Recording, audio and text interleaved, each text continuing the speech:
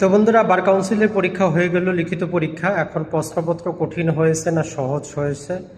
মূল কথাটা হচ্ছে, যারা নিয়মিত বেয়ার অ্যাক্ট পাশাপাশি কোনো মেন্টরের সহায়তা নিয়েছিলেন তাদের জন্য মোটামুটি 70 থেকে 80% কমন ছিল, খুবই ইজি। কিন্তু 20 থেকে 30% প্রশ্ন এমন ছিল যেটা আমরা কঠিন বলতে পারি। আর যারা মৌসুমি স্টুডেন্ট ছিল, অর্থাৎ কিছু কারণবশত সামান্য কিছু পড়াশোনা করে এমসিকিউ পাস করে ফেলেছেন, পরবর্তীতে লিখিত পরীক্ষায় 1 মাসের মতো সময় পেয়েছেন, তাদের জন্য খুবই কঠিন। তারপরেও আশা করা যায় প্রায় 3.5 থেকে 4 হাজার পাস করবে। এটা করবে, এটাতে কোনো সন্দেহ নাই।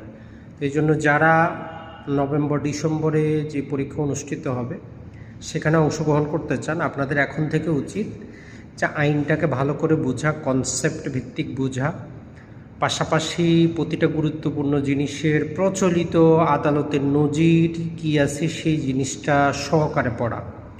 তো এটা পড়ার জন্য আপনাকে সময় দিতে হবে। আপনি 1 দিন 2 দিন 3 দিন এগুলো অর্জন করতে পারবেন না।